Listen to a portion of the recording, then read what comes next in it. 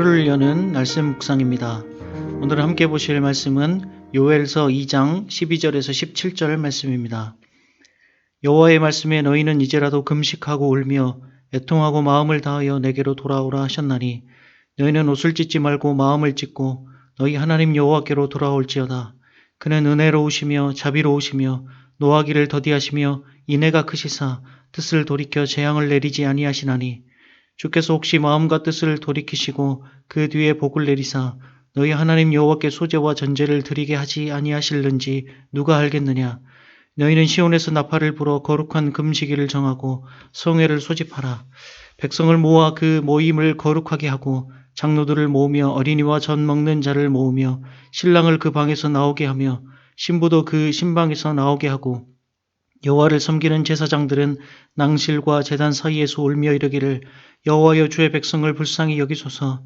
주의 기업을 욕되게 하여 나라들로 그들을 관할하지 못하게 하옵소서. 어찌하여 이방인으로 그들의 하나님이 어디 있느냐 말하게 하겠나이까 할지어다. 아멘. 구약 성경에서 여호와의 날은 양면성을 가지고 있는 날입니다.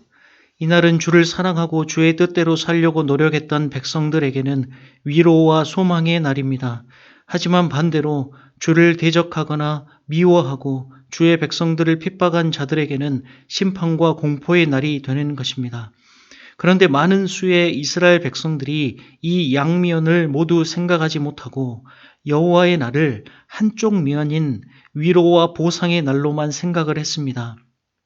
이미 아모스 선지자 시대 때에도 이러한 생각이 뿌리를 내리고 있었습니다. 그래서 하나님의 선지자들이 이런 치우쳐져 있는 생각이 잘못되었다는 것을 계속해서 지적하고 경고를 했었습니다. 여호와의 날은 여호와의 뜻대로 살지 못한 주의 백성들에게도 공포의 날이며 어두운 날이라는 것입니다. 요엘 선지자도 그런 맥락 속에서 영적인 경종을 울리고 있는 것입니다. 우리들이 반드시 기억해야 되는 것은 이 경고의 메시지를 그 당시에 자신들은 여호와의 백성이며 그분을 그 누구보다도 사랑한다고 자부하던 사람들에게 선포하고 있었다는 것입니다. 그러므로 우리들은 이런 경고의 메시지에 만성이 되어 전혀 두려워하거나 근신하는 마음이 사라진 모습으로 살아가는 것이 아니라 무뎌진 마음으로 살아가는 것이 아니라 신앙과 삶을 따로 구분하고 이원론적인 삶을 살아가는 것이 아니라 우리들은 이러한 경고를 귀담아 듣고 그에 합당한 삶을 살아야 되는 것입니다. 그렇다면 구체적으로 어떻게 해야 될까요? 오늘 본문에서 요엘 선지자는 두 가지를 제안합니다. 하나는 죄를 회개하는 것이고 또 하나는 여호와께 돌아오는 것입니다. 죄를 회개하고 주께 돌아오는 것 말고는 하나님의 백성들이 할 수 있는 것이 아무것도 없습니다. 여호와께 돌아와 그분의 은혜를 구하는 것밖에는 아무것도 할 수 있는 것이 없습니다.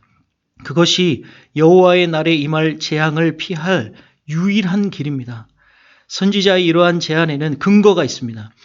그것이 무엇이냐면 첫 번째는 그 방법은 하나님께서 직접 말씀하신 것입니다.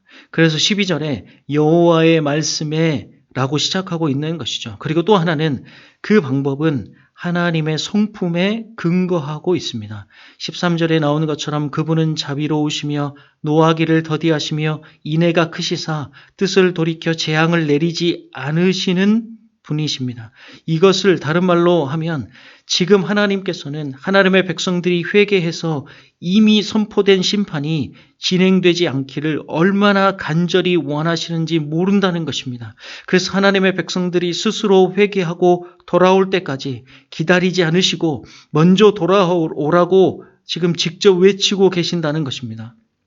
그런데 여러분들이 오해하지 말아야 될 것은 죄인이 회개하면 하나님의 은혜와 용서가 자동적으로 임한다는 생각입니다. 마치 수학 공식처럼 우리들의 신앙에 회개라는 단어를 딱 집어넣으면 항상 용서가 나온다라고 생각해서는 안 된다라는 것입니다. 그래서 14절에 뭐라고 하고 있습니까? 주께서 혹시 마음과 뜻을 돌이키시고 그 뒤에 복을 내리사 너희 하나님 여호와께 소제와 전제를 드리게 하지 아니하실는지 누가 알겠느냐? 이 말은 하나님의 주권과 자유에 대해서 말하는 것입니다. 어떤 예배나 어떤 예식이나 또 신실한 회개를 하면 마치 자판기처럼 자동적인 결과를 보장하는 것은 아니라는 것입니다. 죄인은 그저 마음에서 우러나오는 회개를 하고 근신하며 하나님의 절대적인 주권을 바라볼 뿐입니다. 회개하는 죄인을 용서하는 것과 용서하지 않는 것은 하나님의 주권에 달려 있습니다.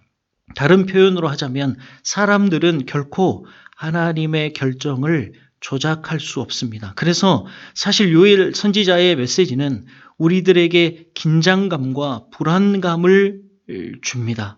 그러나 그 이면에 긍정적인 가능성도 포함하고 있다는 것을 또한 놓쳐서는 안 됩니다. 하나님께서는 용서하실 뿐만 아니라 놀라운 축복까지 주실지 모르는 것입니다. 하나님께서 때로는 우리들이 전혀 기대하지 않았던 축복을 내리시는 분이십니다. 그러니까 사실은 잘 모르는 것입니다.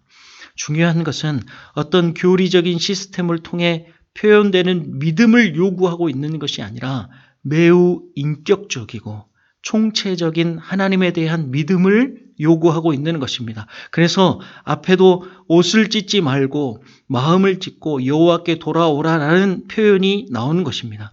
사랑하는 여러분, 절박한 상황에서 아무것도 할 수 없는 자들의 이 같은 회개와 기도가 너무 무기력하게 느껴질지 모릅니다. 그러나 주님의 은혜만을 바라고 드리는 인격적이고 총체적인 기도가 동시에 보여지기에는 너무나 연약한 기도가 가장 힘이 있는 기도가 되는 것입니다. 요엘 선지자가 선언한 것처럼 하나님께서는 은혜롭고 자비로우시며 오래 참으시며 한결같은 사랑을 늘 베푸시고 불쌍히 여기는 마음이 많으셔서 뜻을 돌이켜 재앙을 거두시기도 하시는 분이시기에 사람이 자신의 능력을 의지하지 않고 오직 하나님의 자비가 임하기를 바라는 기도는 가장 큰 가능성을 가지고 있는 기도가 되는 것입니다. 그렇기에 절박한 상황에 처한 무능한 사람만이 할 수 있는 가장 능력 있는 기도를 주님 앞에 드리는 저와 여러분들이 되기를 간절히 소원합니다.